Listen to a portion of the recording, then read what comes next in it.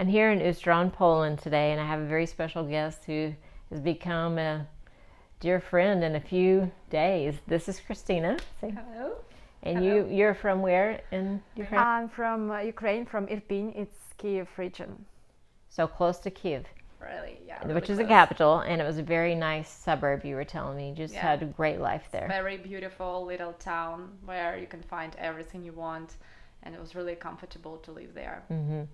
So you had to evacuate in February because the bombs were coming, right? Yeah. We evacuated the second day when everything started. The second day of the war. Yeah. Wow. So where did you go? First, I would just want to say that it was a difficult decision to leave because it was really dangerous. And the first place we went to was a little town. I can say that it's like village in Kyiv region. So we were met by our friends, their family, and there we stayed for one night. Did you have enough gas in your car? I know that was an issue at first for many people. Yeah, at first we had such issue. That's the reason why we couldn't escape the first day, because we had to wait for gas. Yeah, because we would like, of course, we wanted to leave the first day as soon as everything started, but we just had no opportunity because of the absence of gas. So we stayed for one night, and then the next day we left. Was it hard to know what to take and how to pack your car and that sort of thing? Yeah, it was difficult first, but then I just pulled myself together, and I knew that I would need documents, of course, nebulizer for daughter, and my laptop. So these were the things which I knew. Yes, I knew where all the documents were, because before war, I could think a little bit about that. I mean, yes, a lot of people were talking about war, so I just. Yeah. And by the way, your English is so good. That's because you're an English teacher. Yeah, I am. Yeah. Yes. That's what I love, really. And I started learning English when I was at school, and I really loved it always. And even now, you're teaching people online. Yeah, that's what I love doing. Okay, so you guys evacuated. You went to a village, and then what? Then we knew that we had to go on because it was still Kyiv region, and the Russian army was really close. And you didn't know whether you were going to encounter them on the road or what? That must have been very scary. Yes, we were afraid, of course. And this was the day when we hadn't slept for 2 nights so far. So we knew that if we stay, something terrible might happen. So we decided to go on. So we went to Moldova first. It took us a day to get to Moldova border. And we had to, we had to stay in a long queue for a long period of time. So just to leave the country. Yes, just to leave the country. But unfortunately, my husband couldn't leave just this very day, and we had to walk with my daughter. Men aren't allowed except for certain exemptions. Yeah. Yes. So we had to cross the border on foot because it was not possible to wait for so long period of time. Okay. So we were trying to wait, but. So where did you go once you crossed by foot? When we crossed the border, we were met by Moldovan volunteers, and they took us to Romania when we were given accommodation for a few days to decide where to go on, how to go on, what to do, to make some decisions. And where in Romania? Was that like a refugee camp or what? No, it wasn't a refugee camp. It was just accommodation where there were a lot of beds. And a lot of people could come. I mean, Ukrainians. Yeah. So still, I'm grateful for that opportunity to be in a safe place. Well, sure. We couldn't. That's the reason why we couldn't stay longer. I mean, it was just a temporary shelter. Yeah. So we for example, couldn't cook there. Yes. Except for tea or like something like that. So, but I'm still grateful for that opportunity, really. Can I just say, I love. Just as I've gotten to know you, I just love how grateful she is for every little thing. And you know, sometimes when we go through hard things, we don't tend to be grateful. But I really appreciate that about you.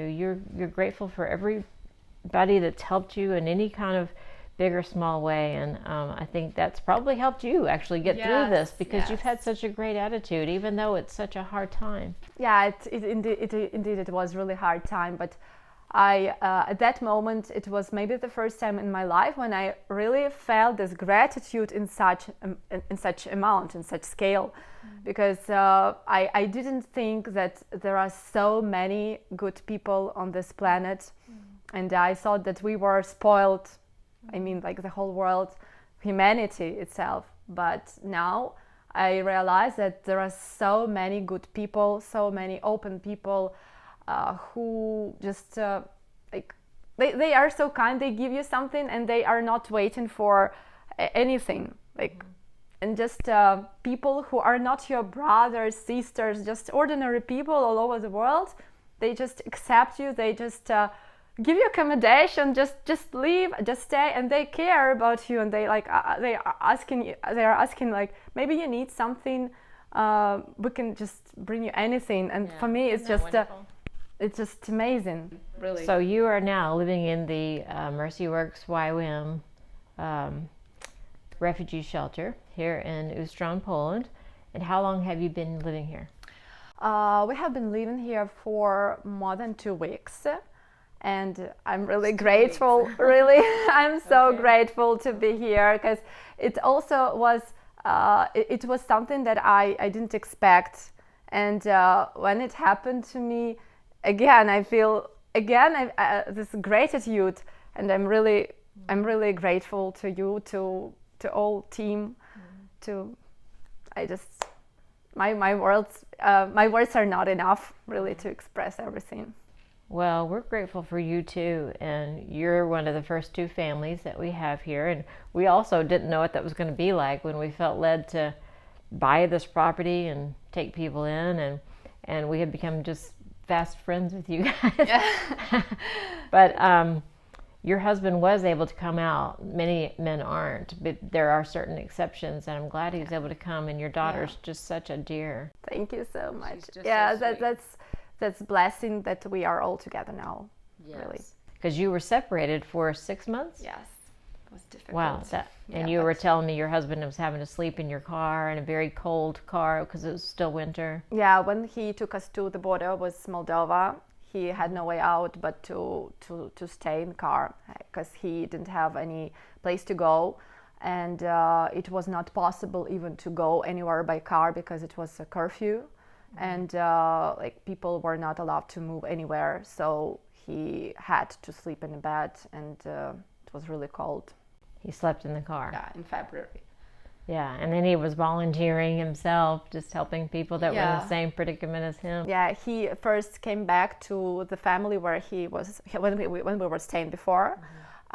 He spent just a few days there, and those families, they also wanted to leave. Okay. So they were in the they got back to Moldovan border again. So my husband was with them this time again, and then they stayed there, and he helped other people. So what would you say to other people who are refugees or going through some war situation or something very hard that they didn't expect? What has helped you, get through the difficult days? I would say that we shouldn't lose our hearts, and we always have to believe that our world is not that evil, and we just need to act this day and live this day. We just have to wake up in the morning and say thank you to the universe, to God, that we are alive, that we can breathe, that we can hug our children, if not husbands, at least children.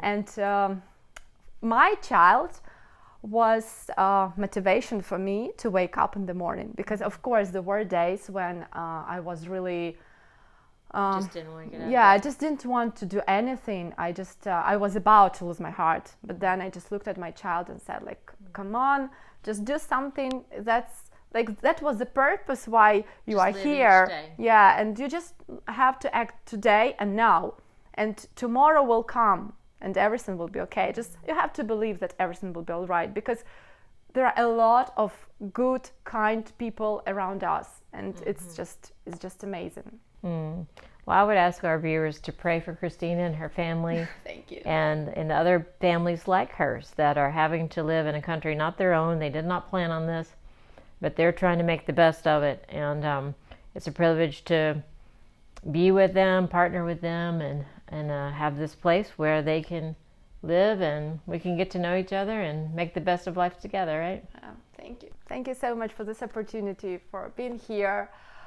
Yeah, for this feeling that when I wake up in the morning, the first thing I think about is that how happy I am to be here, really, because like everything what happens is for the best.